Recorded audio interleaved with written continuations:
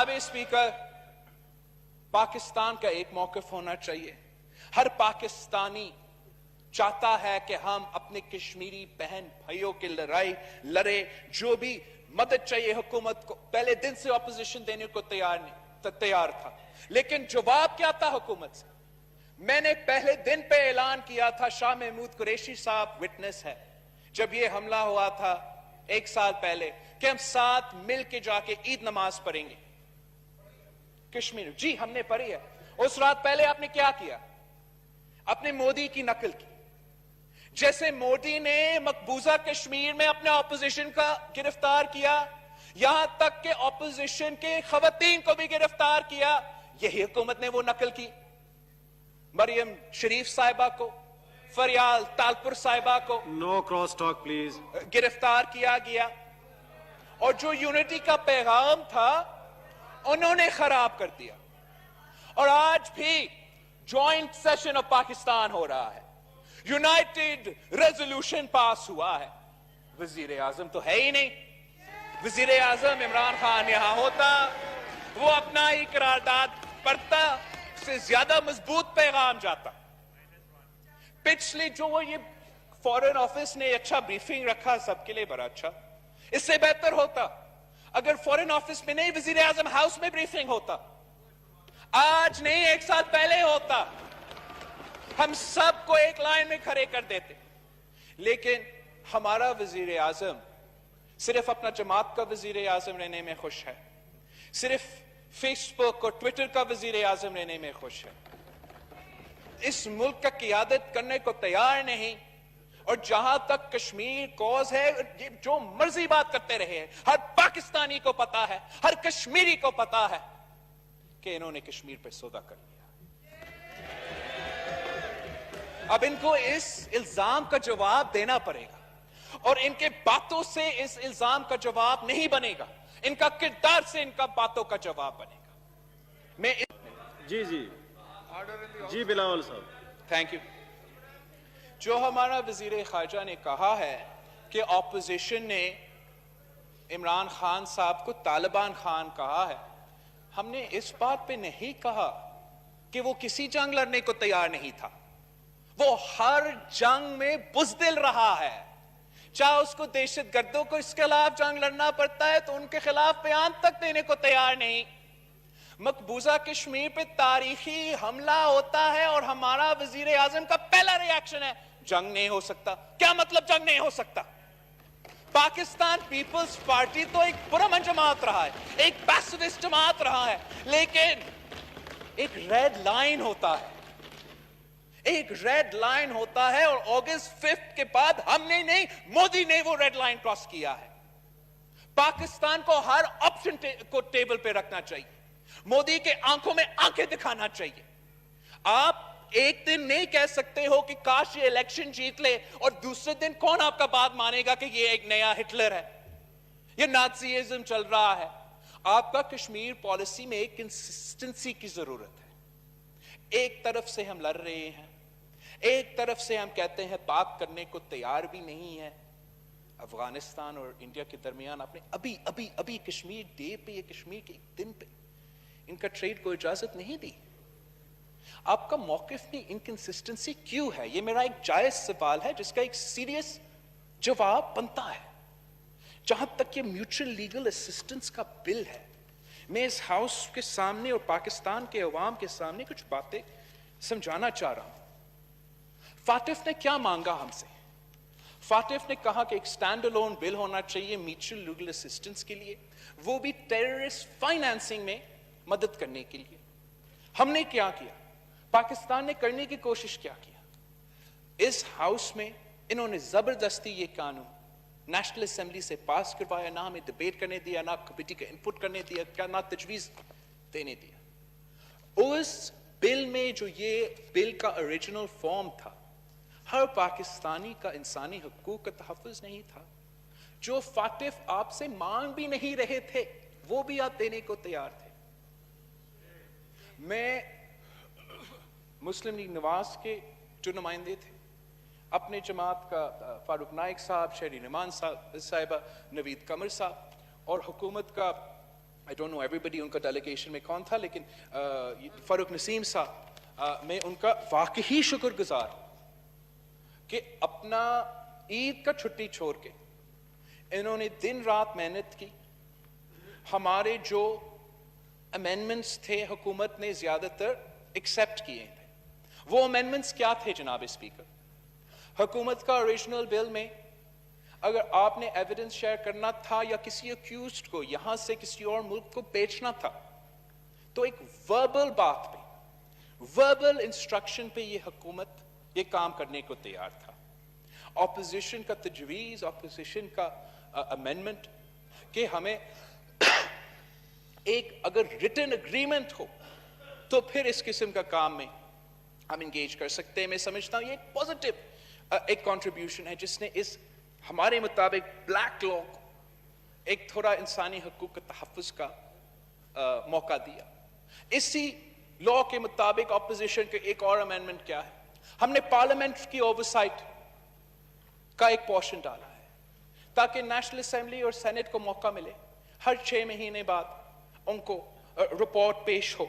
और इतना अहम इशू को जहां आप तय कर रहे हो कि पाकिस्तान का सिटीजन या हमारा कोई एविडेंस किसी और मुल्क को अगर चाहे, अगर आपने कोऑपरेट भी करना है, हमने अपने अवाम का, अपना शहरी को इंसानी हकूक और जुडिशल प्रोसेस को गारंटी करना है। और वो इसलिए जनाब स्पीकर कि इस हुकूमत की अगर बदनीयती नहीं है तो हमने माजी में ये देखा है, हमने माजी में देखा है कि कैसे एक आमिर ने पाकिस्तान की शहरियों को बेचा है अमेरिका को पैसा के लिए, पाकिस्तान के अवाम को गुआंटानामो बे और पता नहीं कहां लापता किया है। और जब आप इस किस्म की कानून साजी कर रहे हो तो आपने अपने अवाम का इंसानी हकूक का तहफ़्फ़ुज़ करना है। अगर ये हाउस नहीं करेगा, अगर हुकूमत का पार्लियामेंटेरियंस और ऑपोजिशन के पार्लियामेंटेरियंस ये काम नहीं करेगा तो कौन उनका तहफ़्फ़ुज़ करेगा? हो सकता है जनाब स्पीकर, हमारा फॉरेन मिनिस्टर साहब ने, मैं हैरान हूं, शिमला की बात की है। आज इस नेशनल असेंबली में अगर शिमला अग्रीमेंट की क्रिटिसिज्म हो रहा है तो मेरा फर्ज है कि मैं इनको समझाऊं कि शिमला के नतीजा में क्या हुआ। किसने आपको पाकिस्तान की हारी हुई जमीन वापस दिलवाया? किसने आपको 90,000 जंगी कैदी वापस दिलवाए? शहीद जुल्फिकार अली भुट्टो। आप तो एक कैदी नहीं रवा सके।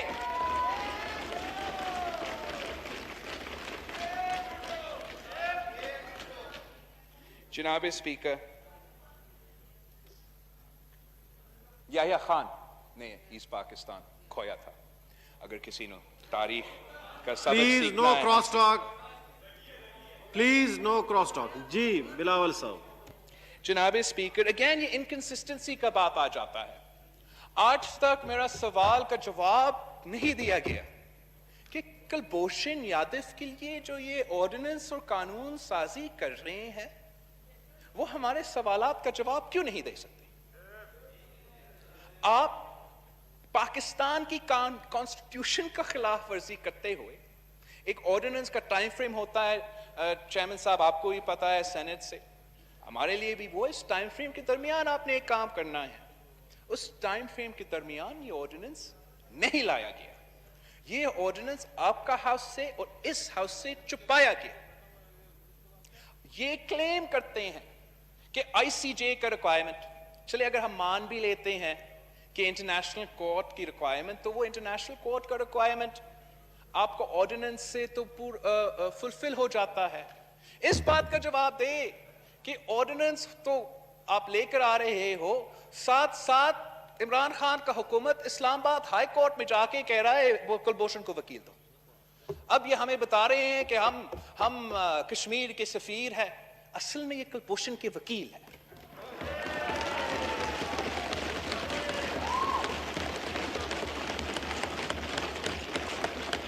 जनाब स्पीकर, फाटिफ हो या कश्मीर हो, दहशतगर्दी हो या कश्मीर के अवाम का आजादी के बात हो, मुनाफिकत से ये मसले हल नहीं होंगे।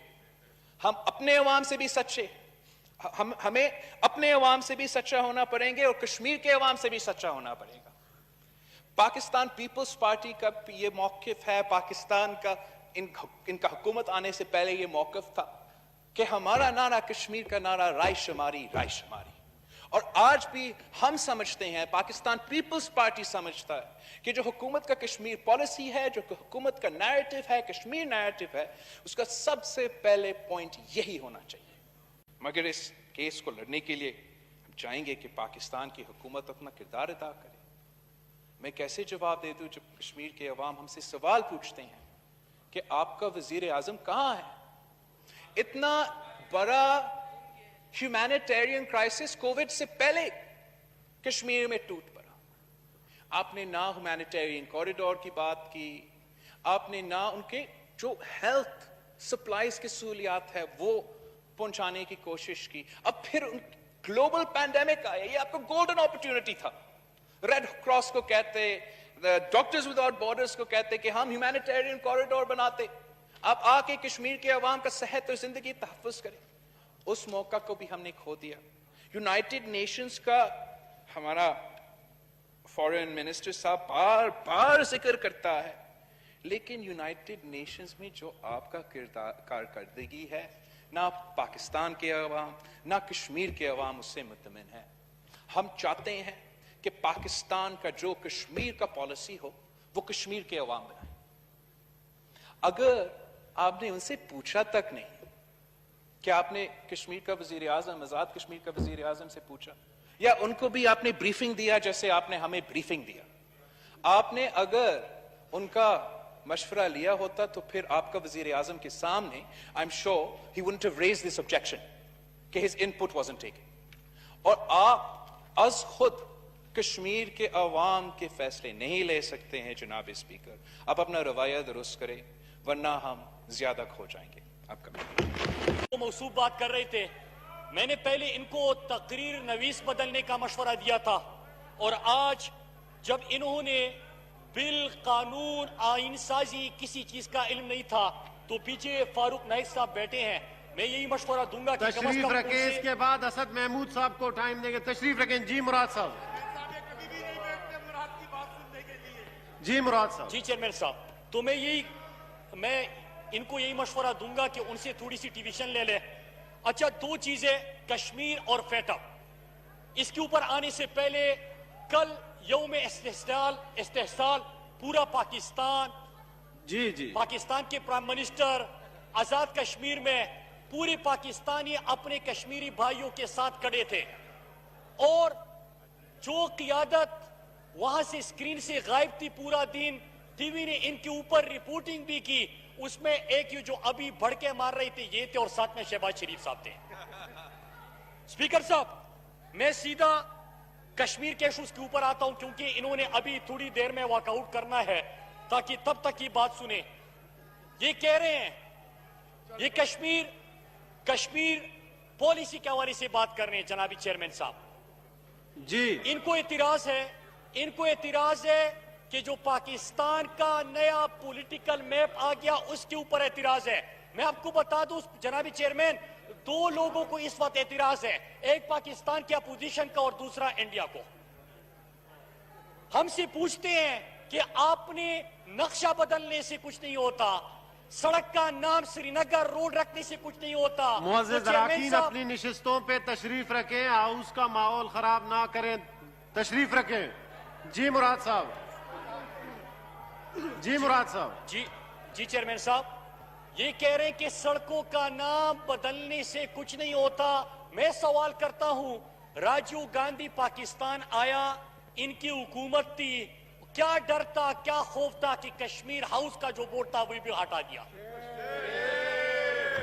یہ کہہ رہے ہیں کہ حریت رہنما جو آج پرائم منسٹر عمران خان کی تعریف کر رہے ہیں, خط بھی لکھ رہے ہیں, آن ریکارڈ بھی ہے, دنیا کے سامنے بھی بول رہے ہیں, ان کو اعتراض یہ ہے کہ حریت رہنماؤں کی ملاقاتوں سے کچھ نہیں ہوتا. میں پوچھتا ہوں کہ آپ کی حکومت میں بھارت جا کے بھی حریت رہنماؤں سے ملاقاتوں کا انکار کیوں کیا آپ نے؟ جناب چیئرمین, آج اگر شہریار افریدی کشمیر کمیٹی کا چیئرمین بن کے आजाद कश्मीर में और पूरी दुनिया जाके कश्मीरियों का मुकदमा लड़ रहे तो कहते कि इससे कुछ नहीं होता, लेकिन मौलाना फजलुर रहमान को बार्गेनिंग के लिए कश्मीर कमेटी हवाले कर दे, उससे बहुत कुछ होता है। अब मैं आता हूं फेटअप के ऊपर। ये कह रहे हैं फेटअप के ऊपर, जनाबी चेयरमैन ये क्या बात कर रही थी, जरा कौम को बताएं। पहले इन्होंने कहा कि पाकिस्तान ब्लैक लिस्ट और ग्रे लिस्ट में क्यों गया है। कौम को बता दो कि पीपल्स पार्टी की हुकूमत थी, पाकिस्तान पहली दफा ब्लैक लिस्ट में चला गया था। इनकी वजह से पाकिस्तान नून लीग और पीपल्स पार्टी की नाअहलियों की वजह से आज ग्रे लिस्ट में मौजूद है। लेकिन ये जो बिल आज पास हुआ, इसके ऊपर इन्होंने क्या मुतालबात सामने रख रहे थे। इन्होंने कहा कि मनी लॉन्ड्रिंग इससे हटा दो, मनी लॉन्ड्रिंग इससे हटा दो। दूसरा क्या मुतालबा था इनका कि आप इससे करप्शन का लफ्ज जो है उसको हटा दो। अब इसका क्या मतलब है जनाबी चेयरमैन, हमारे पाकिस्तान की हमारे मुल्क की, जनाबी चेयरमैन अगर ये जितना भी शोर करेंगे, मैंने अपनी तकरीर पूरी करनी है, इनमें से फिर कोई यहाँ पे बात नहीं कर सकेगा। मैं तो कर लूंगा, ये नहीं कर सकेंगे। जी आप कंटिन्यू करें मुराद साहब, आप कंटिन्यू करें। चेयरमैन साहब मैं तो बात कर लूंगा, ये बात नहीं कर सकेंगे। No cross talk. उसके बाद मौलाना असद साहब ने तकरीर करनी है ताकि जल्दी जल्दी मुराद साहब भी तकरीर करेंगे। जी मुराद साहब। जी मुराद साहब। अभी जनाबी चेयरमैन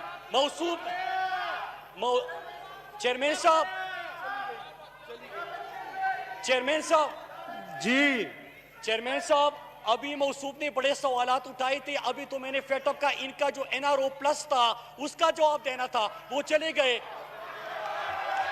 मैं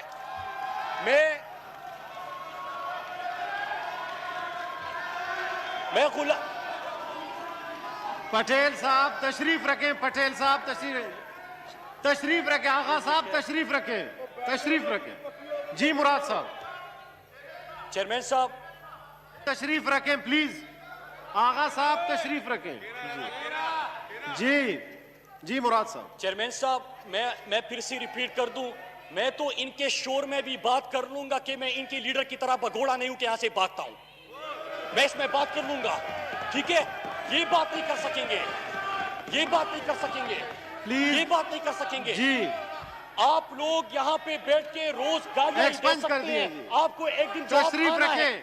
पटेल साहब तशरीफ रखें, पटेल साहब तशरीफ रखें। माहौल खराब आप लोग कर रहे हैं। पटेल साहब। जी मुराद साहब।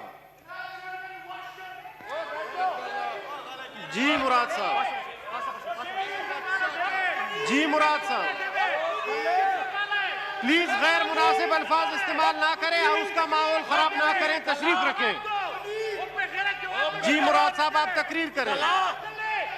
मुराद साहब आप तकरीर करें। जनाब आगा साहब।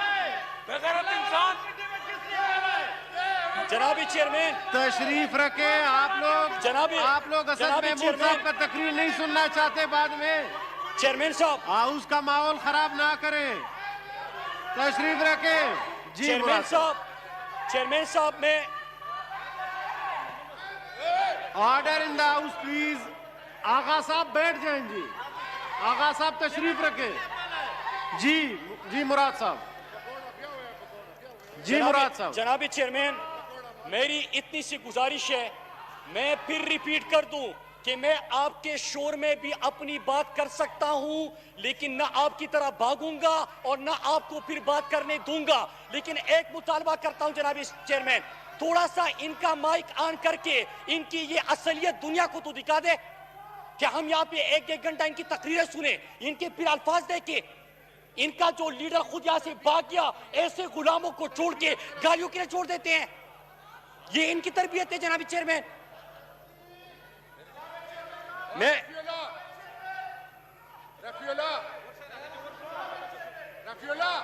जी मुराद साहब तकरीर करेंगे। तशरीफ रखें। आगा साहब तशरीफ रखें। آغا صاحب تشریف رکھیں، ہاؤس کا ماحول خراب نہ کریں. جی